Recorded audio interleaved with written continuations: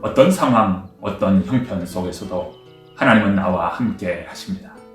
하지만 우리는 필요에 따라 하나님을 믿기도 하고 하나님의 손길을 뿌리치기도 하지요. 오늘 우리의 약함입니다.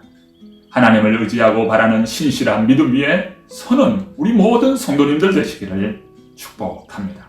오늘 시편은 시편 43편의 말씀입니다. 하나님이여 나를 판단하시되 경건하지 아니한 나라에 대하여 내 송사를 변호하시며 간사하고 불의한 자에게서 나를 건지소서. 주는 나의 힘이 되신 하나님이시거늘 어찌하여 나를 버리셨나이까? 내가 어찌하여 원수의 억압으로 말미암아 슬프게 다니나이까? 주의 빛과 주의 진리를 보내시어 나를 인도하시고 주의 거룩한 산과 주께서 계신 곳에 이르게 하소서.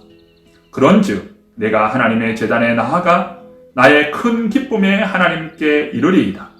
하나님이여 나의 하나님이여 내가 수금으로 주를 찬양하리이다. 내 영혼아 네가 어찌하여 낙심하며 어찌하여 내 속에서 불안해하는가? 너는 하나님께 소망을 두라. 그가 나타나 도우심으로 말미암아 내 하나님을 여전히 찬송하리로다. 본시는 다윗의 개인적인 비탄시로서 그 배경은 시편 42편과 같습니다. 내용도 42편과 마찬가지로 눈앞에 있는 고난과 핍박으로부터 자신의 이 삶을 구원해 줄 것을 간구하지요. 본문 1절의 말씀입니다. 하나님이여 나를 판단하시되 경건하지 아니한 나라에 대하여 내 송사를 변호하시며 간사하고 불의한 자에게서 나를 건지소서. 다윗은 사울왕에게 쫓겨 피난 생활을 했고 사울왕을 따르는 자들은 다윗을 비난했습니다. 다윗의 대적들은 전체가 다 다윗을 반대하고 해를 끼치되 조금도 인정을 베풀지 않는 자들이었습니다. 간사한 자들이었고 불의한 자들이었습니다. 다윗은 그런 경건하지 않는 대적들을 하나님께 송사하고 하나님이 바로 판단하시어서 변호해 주시고 이제 그들로부터 건져주시기를 바라했습니다.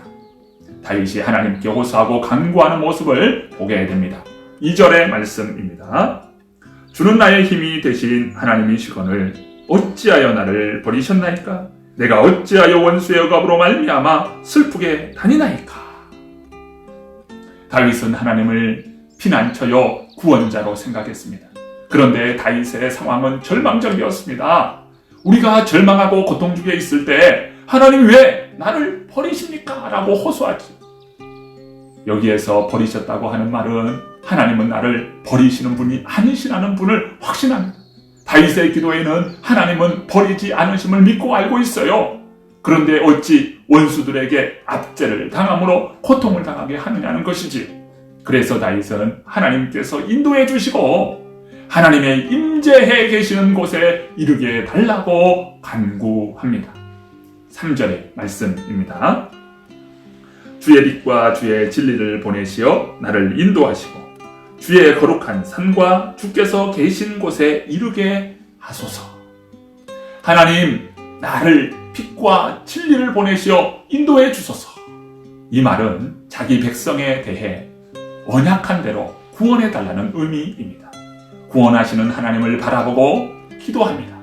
주의 거룩한 산과 주께서 계신 곳, 그곳에 이르게 하소서.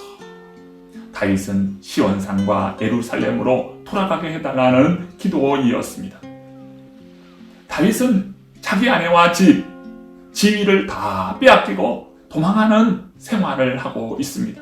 그러면서 가장 그의 마음의 사모함은 하나님의 임재의 처소가 있는 성소입니다. 간절히 하나님의 성소에 들어가기를 소원합니다. 하나님의 언약 백성들이 있는 하나님의 성전에서 예배하기를 소망합니다. 그에게 가장 견딜 수 없는 고통은 언약 백성의 회중으로부터 쫓겨나고 하나님의 성소 예배에서 추방된 것입니다. 그래서 목마른 사슴이 시냇물을 갈급히 한 것처럼 하나님의 성전 예배에 참여하기를 간절히 원하고 있습니다. 이제 4절의 말씀을 보실까요? 그런즉 내가 하나님의 제단에 나아가 나의 큰 기쁨의 하나님께 이르리이다.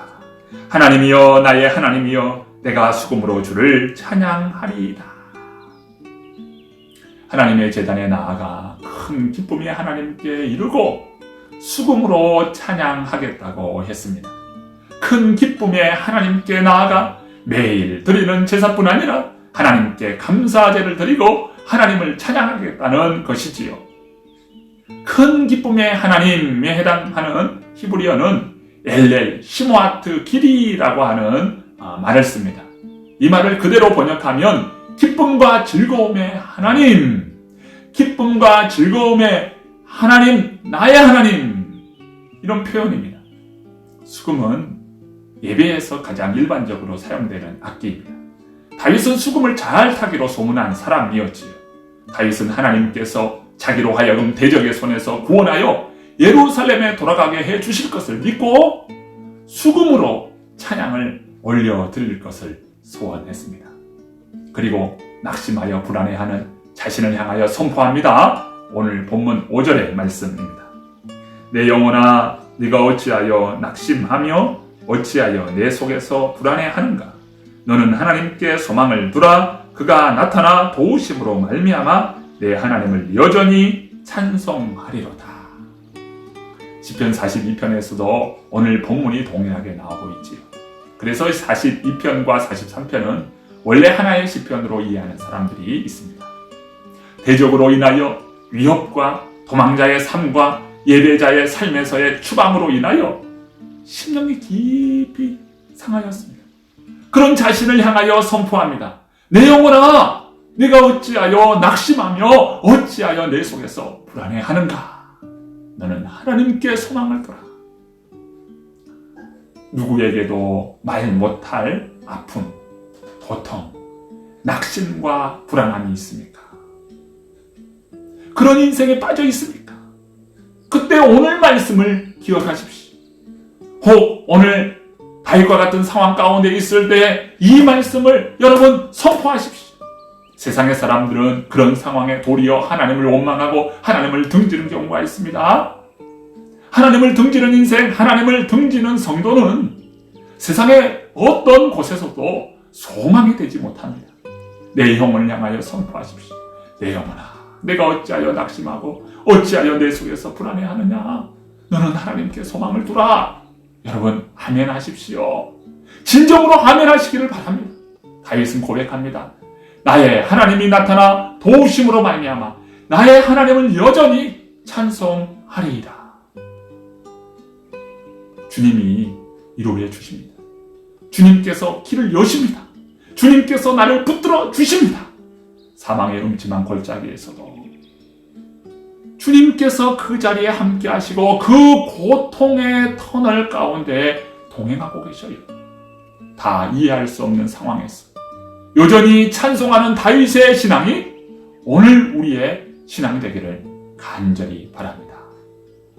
이런 찬양이 있습니다. 내 영혼아, 내가 어찌하여 낭망하느냐?